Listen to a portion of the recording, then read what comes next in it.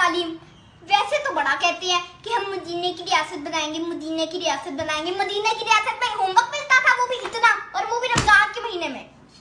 उफ अल्लाह, इसीलिए तो मैं कहती हूँ खूब पढ़ो लिखो, बड़ी पॉलिटिशियन बनना, फिर वजीर तालीम बन के सिस्टम ही चेंज कर देना।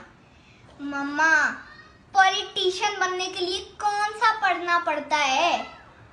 या तो कोई क्रिकेटर पॉलिटिशियन बन जाता है, या तो कोई ज्यादा से ज्यादा एक्टर पॉलिटिशियन बन जाता है, या तो कोई बीए की नकली डिग्रियों वाले मेजॉरिटी पॉलिटिशियन बन जाते हैं। इसके लिए पढ़ना नहीं पड़ता। क्यों? ये जो इतने सियासत में डॉक्टर्स हैं।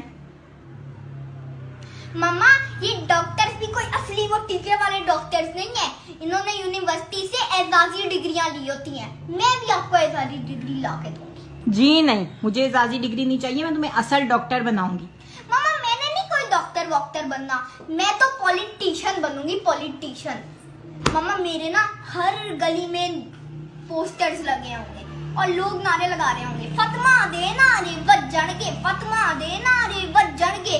मैं आपको बुलेट प्रूफ काली गाड़ी में अपने साथ जलसों में लेके जाऊंगी और छत से निकल के ऐसे ऐसे हाय करूंगी। ऐसे हाथ हिलाते हुए ना गोली आ जाती है कहीं से। मम्मा, आपने सारा मेरा ख्वाब खराब कर दिया। हम ना घर से कैमरा लेके निकलेंगे और आप ना एक गरीब सी औरत बन के ऐसे चादर उड़ के ना आना, और मैं आपको ना ऐसे आटे की बोरी देते हुए ऐसे शाहरुख खान स्टाइल में पिक्चर खिंचवाऊंगी। और मैं क्या बनी होंगी? आप गरीब सी औरत, और तुम ऐसे पॉलिटिशियन बन के तस्वीर मुझे आटा दे रही होगी। हाँ। फातिमा, मेरा जूता पकड़ाना, मेरा जूता पकड़ाना जरा। कहाँ है मेरा जूता?